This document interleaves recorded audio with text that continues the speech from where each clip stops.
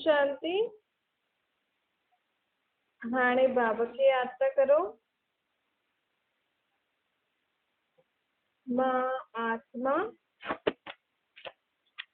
भ्रुकुटी जे विच में वेठी आहियां। बाबा खे याद थी करां।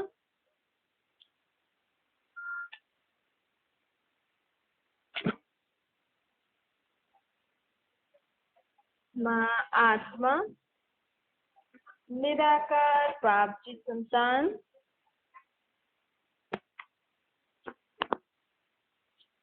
हाणे बाबा जा मां वाक्य थी ॿुधां।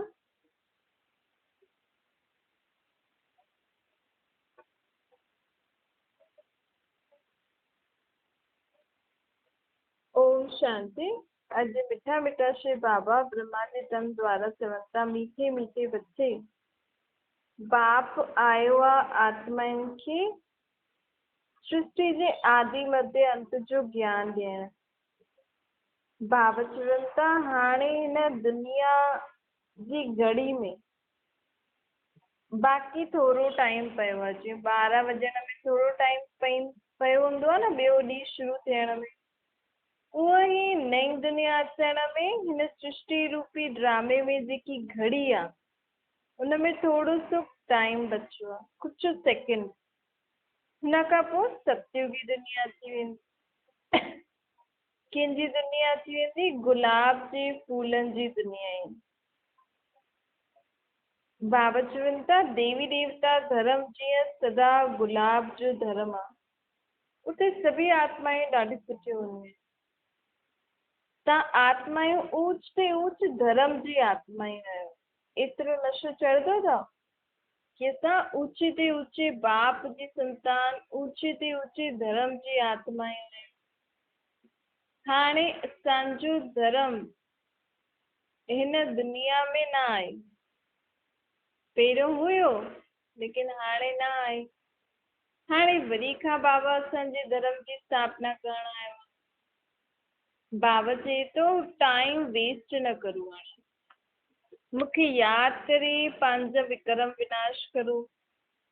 विक्रमनि जो बोझो त आहे, ईअं न सम्झो असां सां कोई विक्रम न थींदो आहे। हाणे बि थींदो आहे, पहिरियों बि हुयो, पहिरियों जो बि आहे। बाबा जी यादि में रही करे पिछले जा चुकतो करो ऐं हाणे जा न ठवनि, हिन जे लाइ बाबा जी श्रीमत ते हलो। एतिरो केरु पंहिंजे मथां अहंकार न करे कि असां त कुझु बुरो कर्म न कंदा आहियूं। विक्रम त सभिनि खां ई थींदा आहिनि। त हाणे ॾाढी संभाल करणी आहे, ॾाढो पंहिंजो ध्यानु रखिणो आहे। पहिरियों त शरीर जो ध्यानु रखंदा हुया न माण्हू, हाणे पंहिंजी सोच जे मथां, ॻाल्हाइण जो, कर्मनि जे मथां ध्यानु ॾियणो आहे।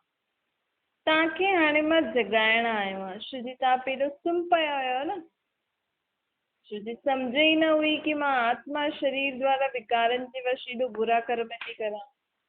हाणे बाबा असांखे अची करे जगाए करे सम्झ ॾिनी अथई।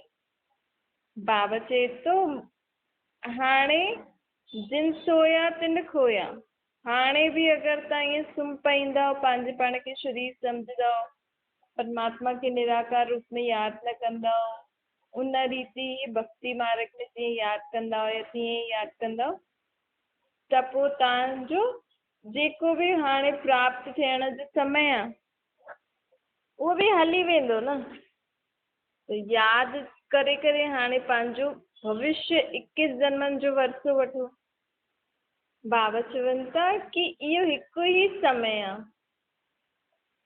जॾहिं आत्मायूं पंहिंजो भाग्य ठाहींदियूं आहिनि। भाग्य विधाता बाप आत्माउनि खे भाग्य ॾियण आयो आहे,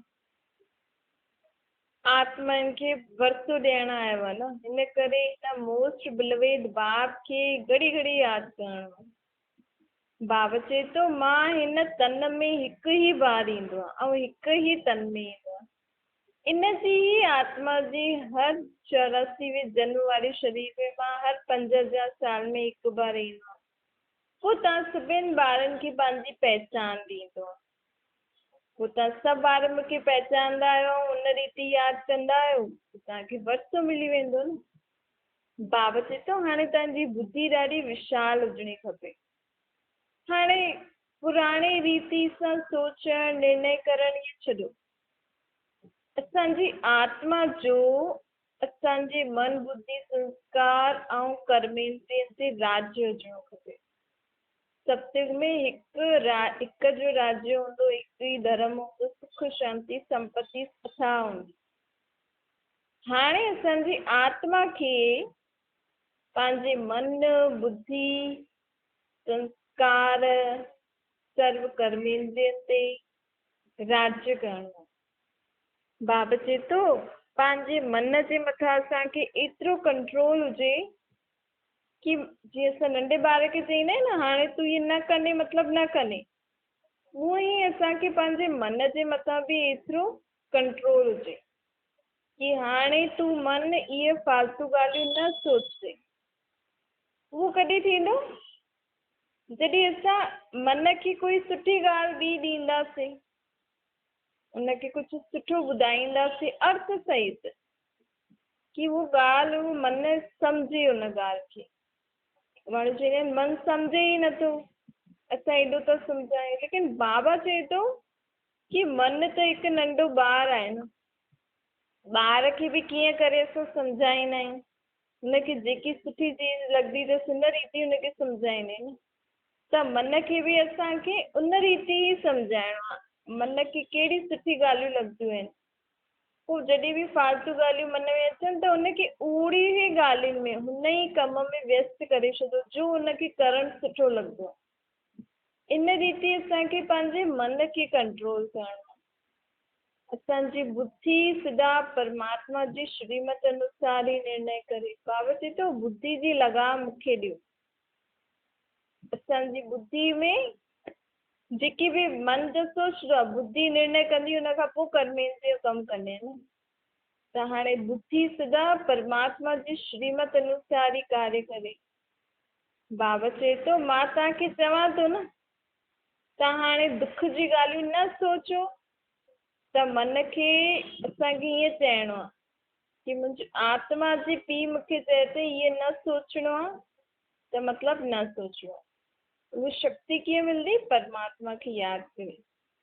परमात्मा खे यादि करे असां पंहिंजे मन खे शक्ति था ॾियूं कि मन दुख जी ॻाल्हियूं न सोचे, मन फालतू ॻाल्हियूं न सोचे, मन कुझु बि बुरो न सोचे। ईअं ई बाबा चवनि था कि आत्मा जो पंहिंजी सर्व कर्मेंद्रियनि ते बि राज्य हुजणो खपे।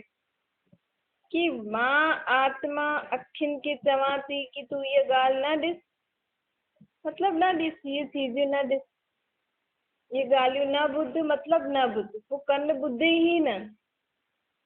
एतिरी मुंहिंजो आत्मा में शक्ति हुजे तॾहिं त मुंहिंजो आत्मा जो राज्य पूरे कर्मेंद्रियनि ते ऐं सूक्ष्म मन बुद्धि संस्कारनि ते हलंदो न।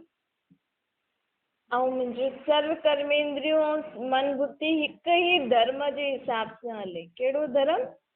पवित्रता। मन सदा शुद्ध विचार करे, बुद्धि सदा शुद्ध निर्णय करे, कर्मेंद्रिय सदा सुठी रीति सभिनि जे लाइ सुठो कर्म करो। शुद्धता पवित्रता हुजणी खपे। बाबा चए थो कि तव्हांजी आत्मा जे राज्य में सदा अतींद्रिय सुख हुजणो खपे।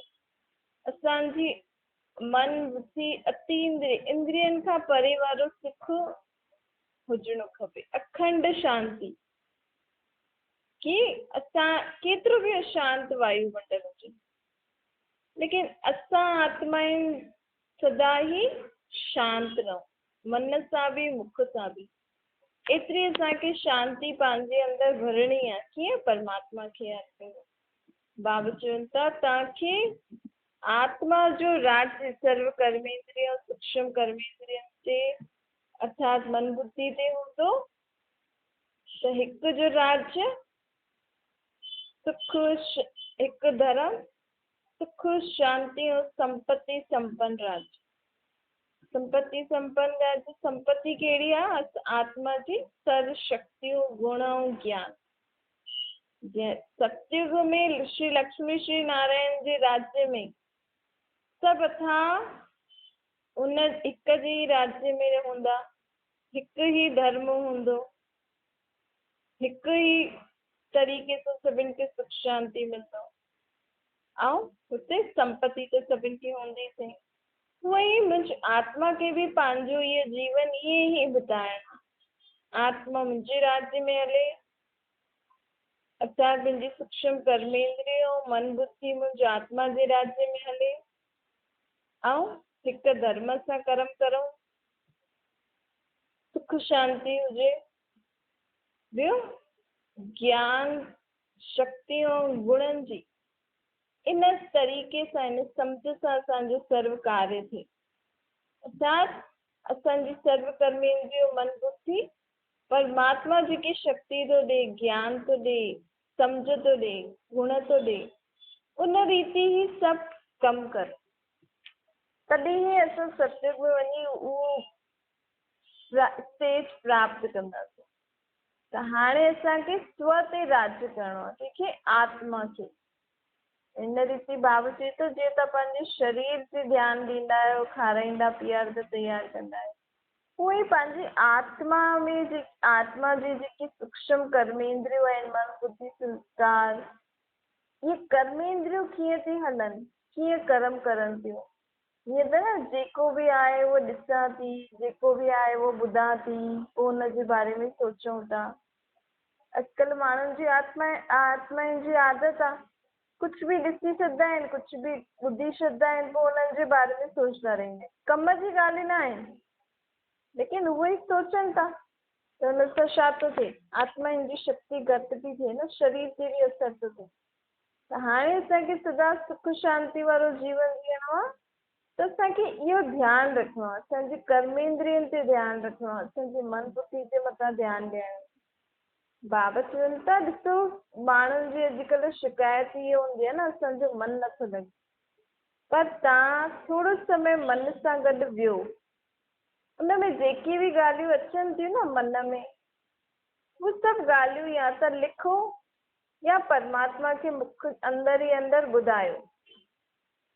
उन खां पोइ तव्हांखे जेको बि पाठ आदि भक्ति आदि करणी था उहो करो।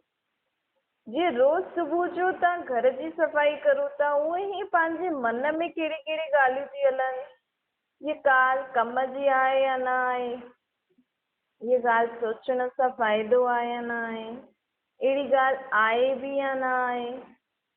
त जीअं पंहिंजी सम्झो ॾाढनि ॾींहंनि खां पोइ असांखे सफ़ाई था करूं, ख़राबु चीज़ुनि खे कढी छॾींदासीं, सुठी चीज़ुनि खे रखंदासीं।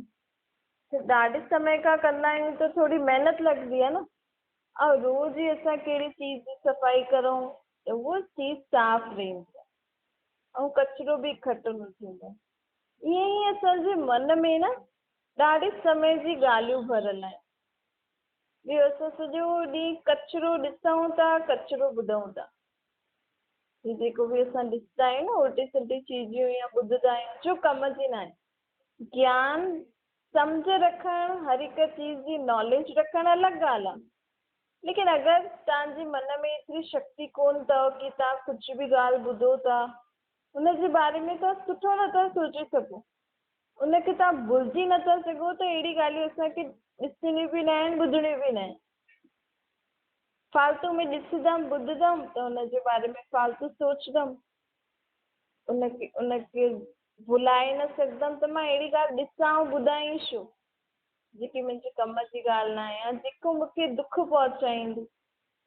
त बाबा चए थो हिन रीति पंहिंजे मन जी बि सफ़ाई करणी आहे असांखे रोज़, या त राति जो या जॾहिं बि समय मिले या सुबुह जो। कंहिंखे ॿुधाइणो आहे कीअं सफ़ाई करणी आहे, परमात्मा खे मनी मन में हुन सां ॻाल्हायो। जीअं हिक ॿिए खे ॿुधाईंदा आहियो न ॻाल्हियूं, लेकिन हिक ॿिए खे ॿुधायो था त छा था करो, ॻाल्हि ख़तमु त थिए नथी। ॿियो ई असां डिस्कस कंदे कंदे हिक ॿिए जे लाइ मन में थोरी उल्टी सुल्टी ॻाल्हियूं ॿुधी करे मन में थोरो उल्टो सुल्टो भाव पंहिंजे अंदरि पैदा करे छॾींदा आहियूं, त सभिनि खे असां हुन रीति ई ॾिसंदा आहियूं। त बाबा चए थो हाणे हिन रीति असांखे छा करिणो आहे, पंहिंजे मन जे मथां बि ध्यानु ॾियणो आहे। छोजी मन मना भव ई थियणो आहे न असांखे। मन मना भव कीअं थींदासीं, मन मना भव अर्थात पंहिंजे खे आत्मा सम्झी परमात्मा खे यादि करे, मन खे परमात्मा जे नाम रूप उन जी ॻाल्हियुनि में व्यस्त करणो कि मन में सदा कहिड़ो वीचार हले कि मुंहिंजे बाप परमात्मा मूंखे छा छा ॿुधाईं। कॾहिं इहो सोचो कॾहिं मुंहिंजे बाप जो रूप छा आहे, किथे रहंदो आहे, हाणे आयो आहे, छा कमु कंदो आहे। जीअं असां शरीरधारी माण्हुनि जे बारे में सोचंदा रहंदा आहियूं न, हाणे मन खे परमात्मा जेकी ॻाल्हियूं थो ॿुधाए उन बारे में असां सोचूं त असांजो मन सदा कंहिंमें लॻो रहंदो, परमात्मा में। त उहो शुद्ध, वो त आहे ई सदा शुद्ध। उन जे बारे में सोचंदा रहंदासीं त मन बि सदा छा रहंदो, शुद्ध रहंदो। पोइ जीवन में कोई बि ॻाल्हि अचे थी, अगरि हुन जे बारे में थोरो सो बि वीचार करिणो आहे, लेकिन मां उहो वीचार कंहिंसां गॾु थी करां, हाणे परमात्मा सां गॾु।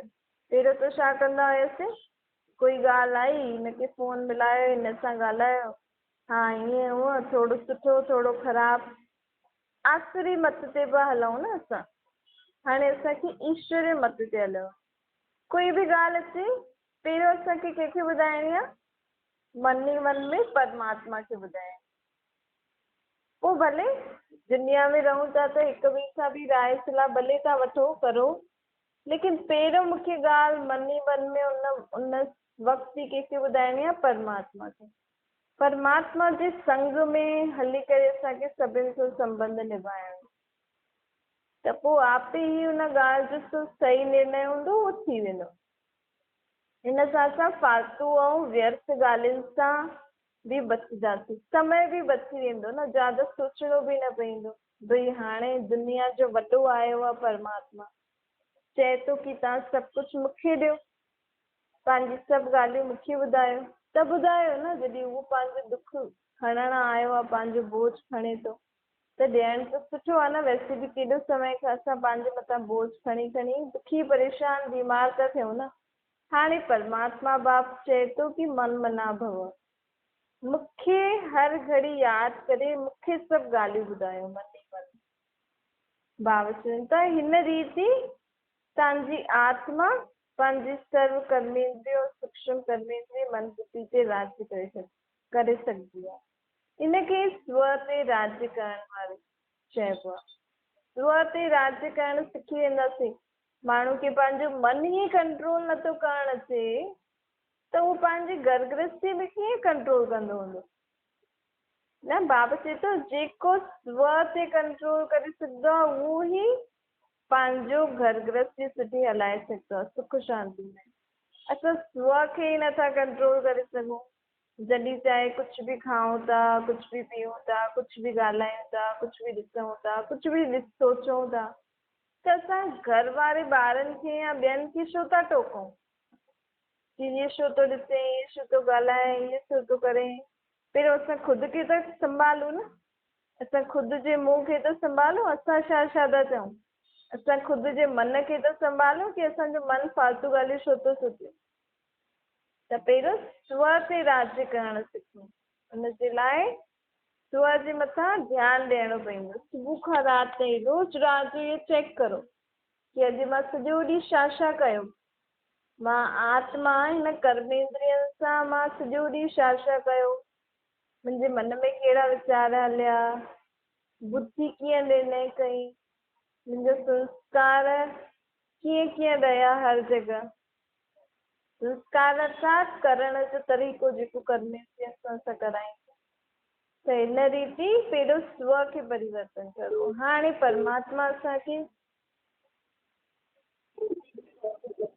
परमात्मा असांखे आयो आहे शिक्षा ॾियण कि कीअं असां स्व खे परिवर्तन करूं। छो जे आत्मा जॾहिं परिवर्तन थींदी त ई उनजो जग बि परिवर्तन थींदो।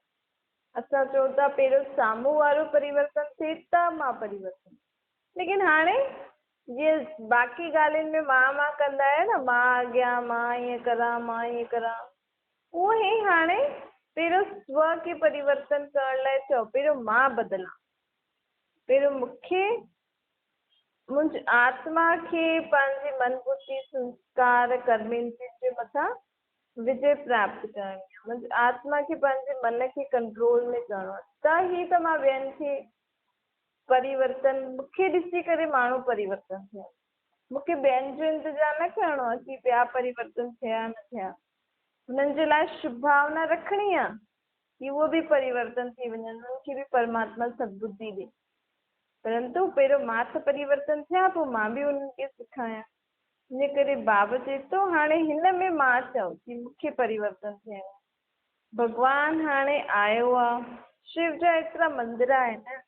बाबा चवनि था कि हाणे मां अची करे तव्हां सभिनि जी मनोकामना पूरी करण आयो आहियां। मनुष्य आत्मा छा चाहींदी आहे? सुख शांति त चाहींदी आहे न। त मां अची करे सुख शांति जो राह ॿुधायां थो न। अगरि तव्हांखे पंहिंजे जीवन में सुख ऐं शांति खपे त सभिनि खां पहिरियों त ख़ुदि खे आत्मा सम्झो कि सुख कंहिंखे खपे। शरीर जे लाइ त सभु कुझु आहे न, धन संपत्ति गाॾियूं वाॾियूं सभु आहिनि। पोइ बि असां भॻवान खां छो था घुरूं सुख ॾे, सुख ॾे, शांति ॾे, शांति ॾे। आख़िर कंहिंखे सुख खपे? माण्हू अॼुकल्ह एॾी वॾी वॾी गाॾियुनि में घरनि में घुमनि था, सुठो खाइनि पीअनि था, त बि भॻवान जे अॻियां झोली था फेराइनि असांखे सुख शांति ॾे, धन संपत्ति ॾे। कंहिंखे ॾे? आत्मा खे। आत्मा खे सुख शांति खपे न। आत्मा खे हिन वॾी गाॾियुनि में घुमण सां सुख नथो मिले, तॾहिं त उहा अञा ताईं भॻवान खां सुख मांगे थी। आत्मा खे हिन वॾे वॾे घरनि में रही करे सुख नथो मिले, सुठी चीजूं खाइण में सुख नथो मिले। तो थोरे समय जो लाइ शरीर खे सुठो लॻे थो, लेकिन आत्मा खे त नथो लॻे न। आत्मा त घड़ी घड़ी भॻवान खे यादि थी करे मूंखे सुख ॾे, शांति ॾे। कहिड़ो सुख शांति खपे अञा? त बाबा असांखे इहे सम्झ ॾियणु आयो आहे कि पहिरियों अगरि तव्हांखे सुख शांति खपे त ख़ुदि खे त पहचानो कि मुंहिंजो आत्मा खे सुख शांति खपे। मुंहिंजे आत्मा खे सुख शांति कीअं मिलंदी? जॾहिं मां पंहिंजे परमात्मा बाप सां मिलंदमि, उनजे मत ते हलंदमि। माउ बाप जे चए ते हलंदासीं त ॿारनि जे जीवन में सुख शांति ईंदी आहे न। हाणे परमात्मा आत्माउनि जो पीउ उन्हनि खे मत ॾियणु आयो आहे, त आत्मा उन्हनि जी मत ते हली करे जीवन में सुख शांति प्राप्त कयो। त बाबा चए थो हिकु त पंहिंजे खे आत्मा सम्झी करे मूंखे यादि करो, ॿियो हाणे हिन विकारनि खे छॾो। असांजे जीवन में दुख जो मूल कारण ई आहे इहे विकार। विकार हिकु ज़हर मुआफ़िक हूंदा आहिनि, पॉइज़न हूंदा आहिनि न। ॾिसो माण्हू क्रोध थो करे, क्रोध हिकु थो करे ऐं सॼे घर में हुनजो फैलाव थो थिए, सभिनि जो ई मूड ख़राबु थी वेंदो आहे न। ॾिसो जीअं पॉइज़न न हूंदो आहे, खाईंदो आहे त पूरे शरीर में फैलिजी वेंदो आहे न। ईअं हिकु माण्हू घर में क्रोध थो करे, पूरे घर में ई सभु माण्हू अशांत था थियनि। घर में हिकु क्रोधी सभिनि खे अशांत थो करे, त पॉइज़न थी वियो न, ज़हर थी वियो। ईअं काम, क्रोध, लोभ, मोह, अहंकार, ये सभु बि ज़हर आहिनि जो असांजी आत्मा जे मथां चढ़ल आहिनि। बाबा चवनि था इहे विकार सांप मुआफ़िक आहिनि। शंकर खे गले में सांप ऐं हुननि जे अॻियां सांप छो ॾेखारींदा आहिनि? छो जो शंकर अर्थात उहो आत्मा, अहिड़ो कोई देवता न आहे जेको गले में सांप आदि रखी वेहे या शेर जी खाल ते वेहे या ईअं वेही करे कपिड़ा ईअं पाए करे तपस्या थो करे थोरा सा। लेकिन बाबा चए थो शंकर अर्थात उहो आत्मा जो निराकार परमात्मा शिव जी यादि में रही करे विकार रूपी सांपनि ते विजय प्राप्त कंदी आहे। जीअं असां चऊं था न, असां जॾहिं बि पाठ आदि भक्ति आदि करूं था त मन में अलाए कहिड़ा कहिड़ा ॻाल्हियूं थी हलनि, अलाए छा छा थो हले। त बाबा चए थो त हिन शंकर जी आत्मा बि छा कई? न आत्मा इन्हनि सभिनि ॻाल्हियुनि जे मथां विजय प्राप्त कई। हुनजे बि मन में इहे ॻाल्हियूं हलंदियूं आहिनि। त न निराकार परमात्मा खे कर्म कंदे, दुनियादारी में रहंदे परमात्मा खे पाण सां गॾु रखियो, परमात्मा खे सदा यादि करे हिन विकारनि रूपी बुराइनि ते, उल्टी सीधी ॻाल्हियुनि ते विजय प्राप्त कई कि मां परमात्मा खे यादि करे हर कर्म करां। मुंहिंजो मन हिन बुराइनि, विकारनि ऐं फालतू ॻाल्हियुनि खां परे रहे। त हिनजी मन जी स्थिति जेकी हुई न, आत्मा जी स्थिति, कि आत्मा सभिनि ते विजय प्राप्त करे परमात्मा खे यादि थी करे, पोइ उहो भक्ति मार्ग में उहो चित्र ठाहे छॾियो अथव कि शंकर परमात्मा जी यादि में वेठो आहे ऐं गले में सांप ऐं एॾे वॾे सांप अथव। असुल में हिन जो अर्थ छा आहे कि हुन परमात्मा जी यादि में रही करे हर कर्म कंदे हुए सभिनि विकारनि बुराइनि ते विजय प्राप्त कई। हाणे बि असांखे बाबा चई थो तपस्या मतिलबु तपस्या में माण्हू छा कंदा आहिनि, हिक जी यादि में रहंदा आहिनि न। लेकिन माण्हू सन्यासी ऐं इहे जेका तप आहिनि उहे ईअं वेही रहंदा आहिनि ऐं ओम या ऐसे तपस्या। बाबा चए थो तपस्या अर्थात हिक जी यादि में असां पंहिंजो जीवन जियूं।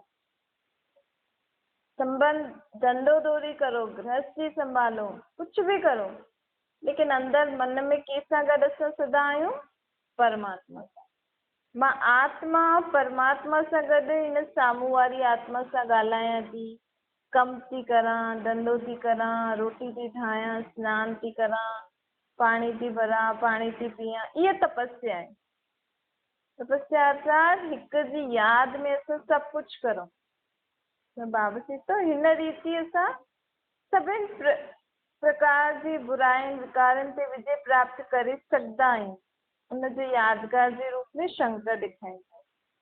छा मीठे सिकिल जे ॿारनि सती माता पिता बाप दादा जो यादि प्यार ऐं गुड मॉर्निंग रूहानी बाप जी। असां सभिनि रूहानी ॿारनि खे नमस्ते। असांजी बि रूहानी माता पिता बाप दादा खे यादि प्यार गुड मॉर्निंग और नमस्ते। वरदान रूहानियत सां गॾु रमणीकता में अचण वारा मर्यादा पुरुषोत्तम। कई ॿार हसी मज़ाक ॾाढा कंदा आहिनि, सम्झंदा आहिनि कि असां त ॾाढा रमणीक आहियूं। रमणीक रहणु सुठो आहे, लेकिन रमणीकता कॾहिं सुठी लॻंदी आहे? व्यक्ति, समय, संगठन, स्थान, वायुमंडल खे ॾिसी करे असां कोई ॻाल्हि करूं, मस्ती करूं त उहा सुठी बि लॻंदी आहे। यदि असां इन्हनि सभिनि चीज़ुनि खे नथा ॾिसूं ऐं रमणीकता ठीक है छा था चऊं, मज़ाक था करूं, कुझु बि करूं था, त उहो छा थी वेंदो? माण्हू चईंदा इहे त अलाए छा फालतू फालतू थो ॻाल्हाए। त उन्हनि खे सुठो न लॻंदो न। भई असां माहौल ॾिसूं न कि हा भई सभिनि जो मूड कीअं आहे, हसी मज़ाक करण जो मूड आहे या न आहे। हसी मज़ाक जो मूड आहे न, असां फालतू में हसी मज़ाक था करूं, त उहो बाबा चए थो अहिड़ा माण्हुनि जे लाइ माण्हू छा चईंदा आहिनि, इहे त फालतू ॻाल्हियूं कंदो रहंदो आहे। ॿियो छा चईंदा कि हसी मज़ाक त करे थो, लेकिन कोई कम जो न आहे, ज्यादा ई ॻाल्हाईंदो रहंदो। इन करे बाबा चवनि था सीमा जे अंदरि बोलो ऐं समय, संगठन, स्थान, वायुमंडल खे ॾिसी हसी मज़ाक करो त सुठो आहे। ऐं अहिड़ो हसी मज़ाक करो जंहिंसां सभिनि खे लाभ मिले। असां अॼु हसी मज़ाक करूं था कंहिंसां ऐं कंहिंखे उहो चुभे थो, असांजे हसी मज़ाक सां कंहिंजो जीवन ख़राब थो थिए। छो जो कई बार हसी मज़ाक कंदा आहियूं न, कोई माण्हू दिलि ते रखी छॾंदो उहो ॻाल्हि, त उहो जीवन में पोइ उहो ई ॻाल्हि खे सोचींदो रहंदो आहे कि मूंखे हिन ईअं चई, मां ईअं थोरी आहियां, मां ईअं। त उहो सोचे सोचे सोचे त उहो जीवन में अॻियां न वधी सघंदो आहे। असांजी हसी मज़ाक छा थी वई, उनजे जीवन में अॻियां वधणु बंदि थी वियो। असां त उन समय चऊं था कि असां त ईअं ई असां सीरियस थोरी पिया चऊं, लेकिन उन त दिलि में खणी छॾियईं न, उनजो जीवन त ख़राबु थी वियो। पाप त चढ़ियो तव्हांजे मथां, लेकिन उहो बि अॻियां थोरी थो वधे। कई बार मन में एॾी ॻाल्हियूं रखी छॾंदा आहिनि कि उहो ई सोचंदा रहंदा आहिनि। कीअं कीअं आत्मा जी उन्हनि में थोरी उहो हूंदी आहे कि उहो सीरियस खणी छॾंदा आहिनि ॻाल्हि खे। इन करे हसी मज़ाक बि ध्यान सां करणी खपे। स्लोगन आहे सदा स्वस्थ रहणु आहे त आत्मिक शक्ति खे वधायो। अगरि शरीर सां तव्हांखे स्वस्थ रहणो अथव त पहिरियों आत्मा में शक्ति वधायो। कीअं? परमात्मा खे यादि करे। छो जो अॼुकल्ह जेकी नई नई बीमारियूं निकिरनि थियूं, इहे छो थियूं निकिरनि? छो जो असांजी आत्मा में शक्ति न आहे। जीवन में एॾी परिस्थितियूं थी अचनि, आत्मा जो मन सोचे सोचे हुनजो सॼो इफेक्ट किथे थो पए? शरीर। तुंहिंजी आत्मा सदा ख़ुशि तंदुरुस्त रहंदी त तुंहिंजो शरीर बि सदा स्वस्थ रहंदो।